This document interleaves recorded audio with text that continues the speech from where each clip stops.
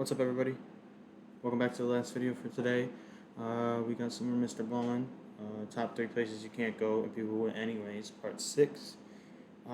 Yeah, if you guys want to watch the previous parts, I'll put the playlist down in the description. It's not just the top 3 places you can't go, it's other stuff that he has talked about, but if you're interested, yeah, click on the playlist, watch those videos. Yeah, like I said, if you guys like this video, please give it a like, subscribe, go over to MrBallen's channel, like his video, subscribe to his channel. Let's get into it. If you want to hear about one of the most ridiculously dangerous jobs in the I'm still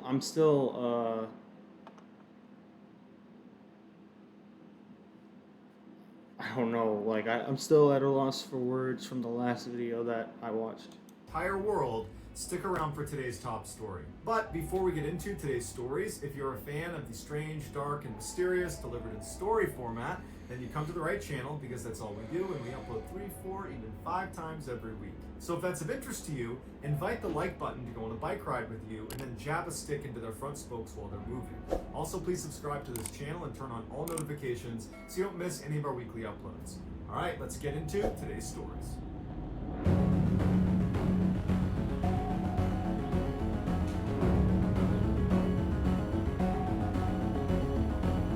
Modern day dinosaurs. Off the coast of mainland Southeast Asia in the Indian and Pacific Oceans lies Indonesia, which is the world's largest archipelago. It's made up of 17,508 individual islands that, if you were measuring from the westernmost point on the westernmost island to the easternmost point on the easternmost island, it would be 5,000 kilometers right across the equator. So it spans 1/8 of the world's circumference. Many of these islands are tiny, uninhabited, and unremarkable. At first glance, you might think that about one particular island that's located 2,500 kilometers north of Australia. And I would tell you the name of this island, but if I did, I would be giving away the island's secret. Living on this island are 2,000 people who are direct descendants of former convicts who were exiled to this island. And they share this island with a particular predator that is endemic to this island, who is a direct descendant of flesh-eating dinosaurs. It can grow up to 10 feet long and weigh up to 350 pounds, and its taste buds are so immaculately developed, it can taste blood in the air up to 9 kilometers away. These creatures are so good at smelling blood and death that anytime there is a burial on this island, they have to put big boulders over the gravesite. Otherwise, these creatures will come running out of the jungle and dig up the freshly deceased and eat them. This creature's bite is savage, and they certainly have the ability to rip a person in two, and in the past they have. What's the But sign they number, don't bro? typically bite to kill. They bite to create a massive flesh wound so they can inject venom into the wound site. This allows them to not expend a ton of energy waiting for their prey to die so they can eat it. They basically bite you, poison you, leave, come back within 24 hours, and then they eat you. These creatures are strict carnivores and have a voracious appetite where they will eat up to 80% of their own body weight in a single day. They've been known to bite goats and eat them whole by opening up their mouth and ramming the body of the goat into a tree to force it down their throats. But when goats and So this is a sheep, snake. buffalo are not enough to feed their appetite, they start eating each other. In fact, cannibalism is so common that their young will hide in the trees for the first 4 years of their life, hiding from their own parents, because if they're spotted by an adult, they'll be eaten. On top of all this, they can climb, run, and swim faster than a human can. These apex predators are called Komodo dragons, and they live on this one island in Indonesia called Komodo Island. In 2009, I thought it was a snake, bro. Komodo 31-year-old dragons. fisherman named Mohammed Anwar, who had grown up on Komodo Island and was living there at the time, decided he wanted some fruit. He normally would just eat the apples that were right outside of his house, but he had always been tantalized by the sugar apple trees that were inside of the fenced-off section of Komodo Island, the so-called forbidden section. This section was, of course, teeming with Komodo dragons, and so as a result, the locals basically fenced it off and said, we don't go over there, they don't come over here. But Mohammed had always wanted those sugar apples growing up here, and he never got to have one. And so this day, for whatever reason, he decided, today's the day I'm going to get one. And so he goes over to the fence, and he's looking out, and there's some Fucking fairly up. tall grass, so he can't see what's on the immediate other side of this fence, but it's pretty open. And you Just can do see the fucking trees; up. they're a little bit off in the distance. Just eat And your so after apple. looking around and feeling like the coast was clear, he hopped the fence and he ran Oh, wait, out never to a mind. sugar apple tree. Muhammad's never neighbor, mind. Teresa Tawa, was outside. I was like, just and eat the happened apple, to go look die- over go at die. Muhammad right as he hopped the fence into the forbidden section. And so she ran over to the fence and yelled to him to come back, but he didn't hear her. And so she's standing at the fence, looking out, scanning herself to see if there's any Komodo dragons out there. And she didn't see any. And so she turns her attention to Muhammad, and she's watching him, hoping that he just gets the apples and comes back without incident. And as she's watching, she sees he's reaching out and extending his arm just far enough. He wants to get one more apple, and he loses his footing and he falls to the ground. From her perspective, she couldn't see Muhammad on the ground because the tall grass obscured him.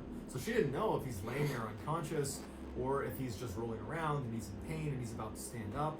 And so she's just looking anxiously, hoping he stands up soon. And then she hears the sound of two Komodo dragons running through the tall grass. You can see the grass moving as these two massive creatures are running and grunting at full speed towards Muhammad. Muhammad, when he fell, he had cut himself, What the fuck? They run? and they smelled his blood, and they charged over, and Teresa could only scream and yell for help as these two Komodo dragons ate Muhammad. The authorities were able to get out there pretty quickly, and they were able to get the Komodo dragons off before they actually consumed him, but he was already dead. Today, you can actually go to Komodo Island as a tourist, but it costs you $1,000 US to get a membership fee, and then once you get there, you're only allowed to be in a couple different sections that are totally regulated, and you're really not anywhere near the Komodo dragons because it really is extremely dangerous. What the fuck, bro? What? Oh, hell no. These things run? No.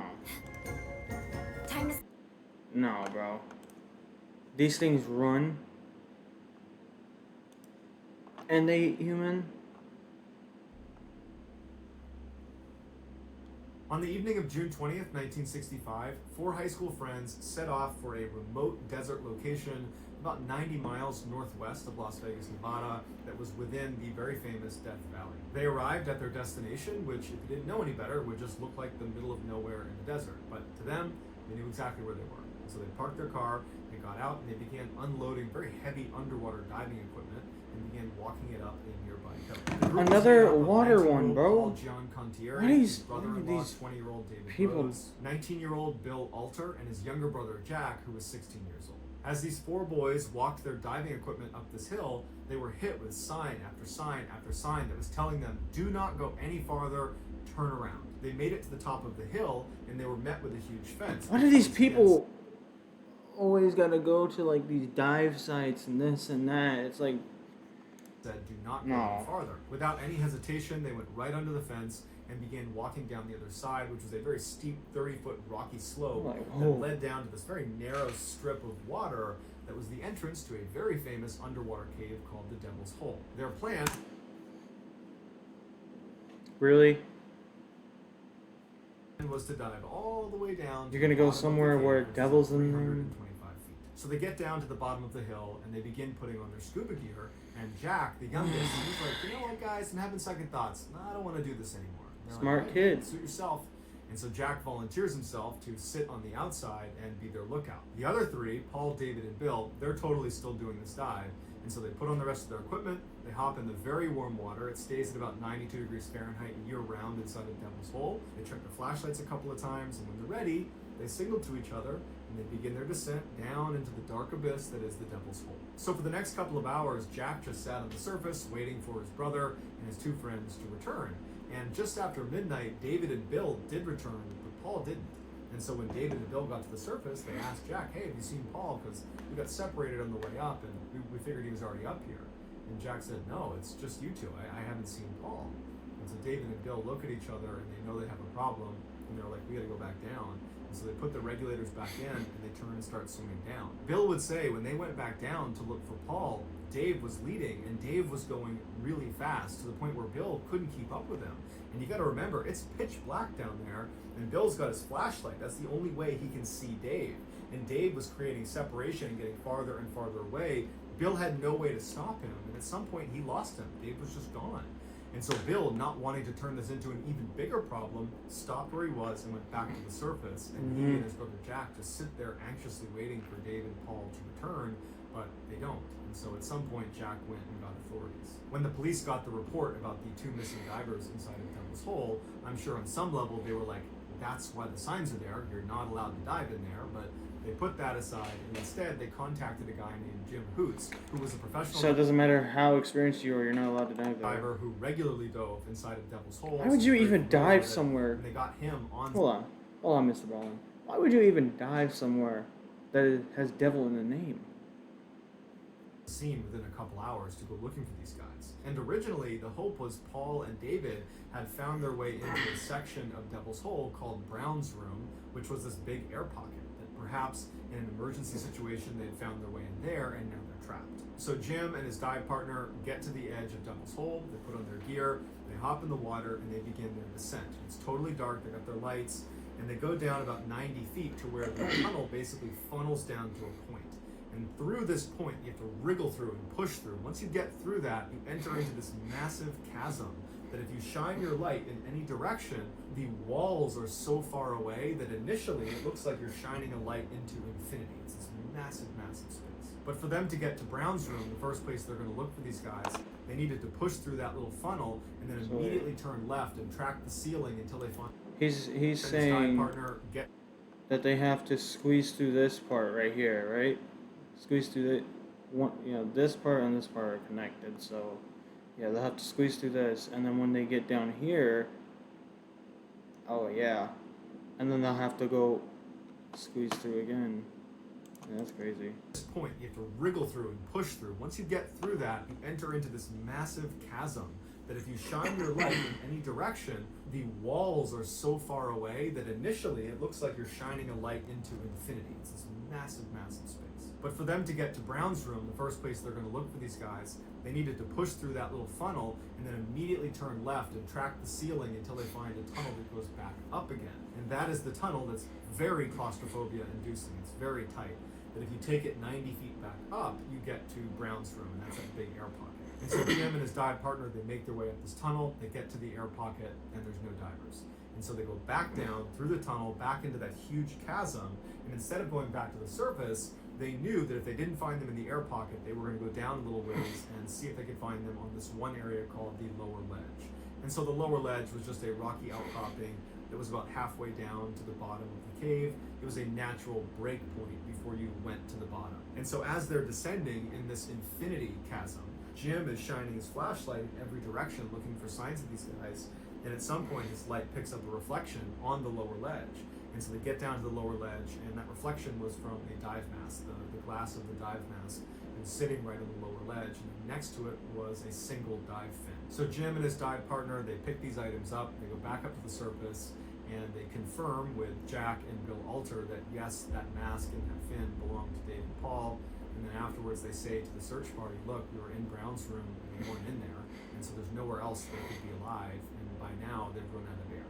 And so that mixed with the fact that we're finding their equipment strewn about the chasm, it's safe to say they're more than likely deceased. Jim and his dive partner said, look, we'd like to go back in and go all the way to the bottom. We stopped at the lower ledge, so we don't know what's down there. We anticipate we'll be able to find their bodies and we can at least confirm they're down there and then shift to a body retrieval mission. So Jim and his dive partner get back in the water. They go down the 90 feet to that little section you have to wriggle through to get into the chasm. Once they're inside, they keep going down. They pass the lower ledge and they go all the way down to 325 feet. Now this cave is huge and the floor bottom is huge, but it's not so huge that you wouldn't be able to spot 2 bodies that have just recently landed down here. And so Jim and his partner are scanning their light across the bottom, which is relatively flat. You can see pretty far because of how clear the water is, and they're not seeing anything on the bottom. They're looking all over the place, and there's no bodies, there's no equipment, there's nothing. And they're thinking, how are we missing this? How are we not able to see this? And it was at this point that Jim noticed a little hole in the bottom of the cave floor, barely big enough for a full-size person with tanks to fit through, that he hadn't seen before. And so they make their way over to it, and Jim says right when he was on the edge, he felt a fairly strong current being pulled past his legs down into this hole. It was almost like this was a drain on a bathtub and someone had pulled the plug and now all the water is draining into this little hole. And so Jim and his dive buddy kind of push themselves back to make sure they don't get sucked in, And Jim pulls out a weighted piece of string that goes out to 932 feet. And he would use this if there was ever a tunnel that he wanted to go down and he wanted to size up how deep it was. He would extend the line and he would let it fall until it hit something, and then he would stop it, and on the line were marks of how deep it was. And so he let this line go inside of this hole, and it went all the way down to 932 feet without touching any surface, meaning it's at least 932 feet deep from that point down. So Jim just pulls his line back up, and he looks at his dive partner, and he's like, yeah, no, we're not going down there. Not only were they not equipped to go that deep, they also both knew if we go in this hole, there's a good chance we won't be able to get back out again because the current is so strong. So Jim and his dive partner go back to the surface, and they say, look, we Bro, can I find just bodies. had, bro, I just, oh my god, bro. But what we think happened is they developed nitrogen narcosis, where you're in this sort of drunken state, you don't really know what's going on around you, and that suction slowly pulled them into this hole, and they weren't really aware of their surroundings, and they didn't stop themselves before they got pulled in, and then it was too late, and they were pulled down into oblivion. To this day, they've never found their bodies, and scientists still don't know how deep that hole is. But in 2012, there was an earthquake in Mexico, so 2,000 miles away from Devil's Hole, that caused a tsunami to come through Devil's Hole. I don't know how that actually works, but the scientists say that's what happened. And so scientists believe that hole leads to an underground ocean that connects to other parts of the world as far away as 2,000 miles. Today, diving is still strictly forbidden inside of Devil's Hole, unless you're a scientist, and they stay far away from that hole at the bottom. What lurks below? What the fuck? Bro, that one was, oh my god. Bro, I had like a, oh my god, I don't even know how to explain it. You know, sometimes you kind of feel something. Bro, I felt myself getting sucked in through the fucking, bro, no. Pearly Beach is this beautiful little beach town in South Africa that's very popular amongst tourists. There's lots of snorkeling and whale watching. Again, another water one, bro. Just stay away from the water, beach. people.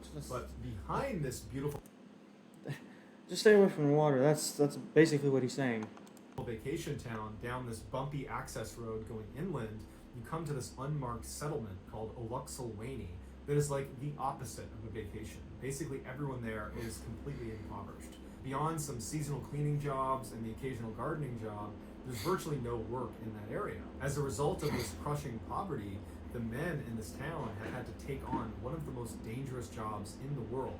It's called abalone poaching. Abalone are a very rare type of shellfish that are illegal to be captured and sold, but there's this booming illicit market for them, their primary customer being the Chinese, who view eating abalone as a status food. Abalone can only be harvested by hand, and one of the very few places you can find them is on Dyer Island, which is 3 kilometers. Yeah, they also think ivory fucking heals them or whatever.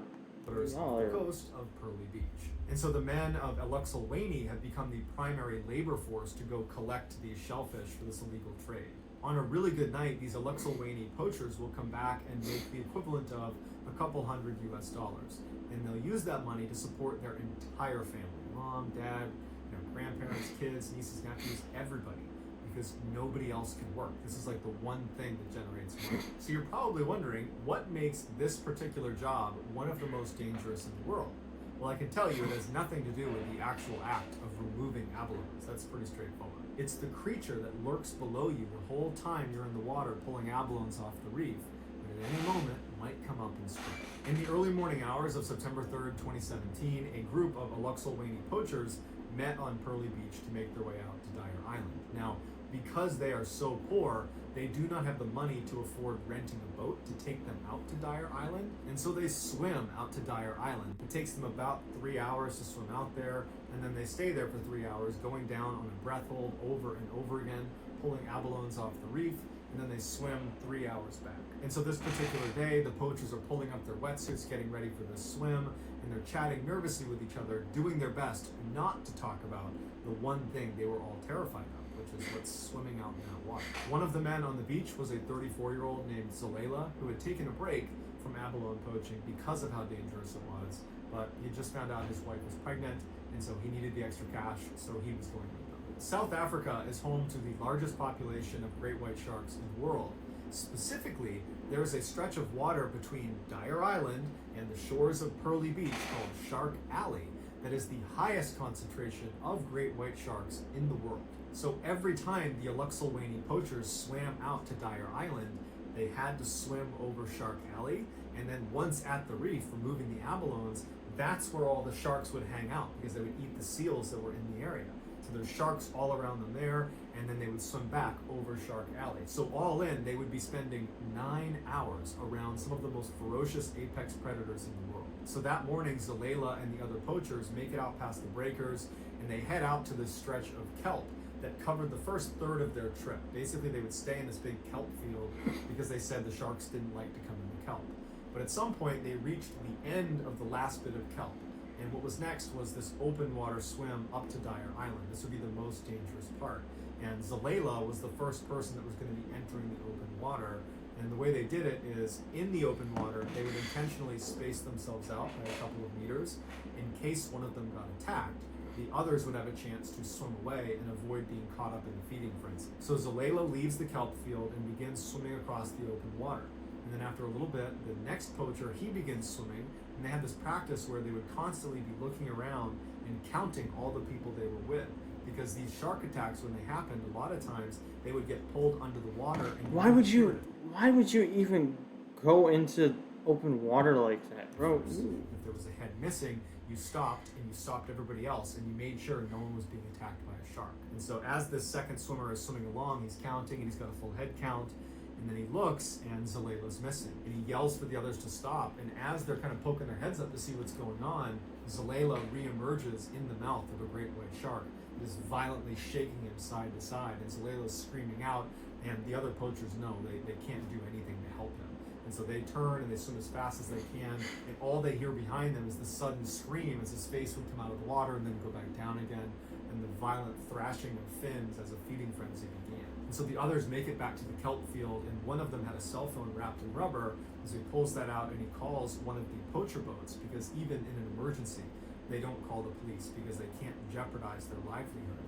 And so they call a poacher boat that comes over, scoops them up out of the water, and then the remains of Zalela that came to the surface, they were able to pull those into the boat and bring them back for a funeral. According to police reports, in the last 2 decades, 5 Alexilwane poachers have been killed by sharks. But to the Alexilwane locals, they say that count is not even close to accurate, because a lot of times when people do get attacked and killed by sharks, they don't report it to the police because they don't talk to the police.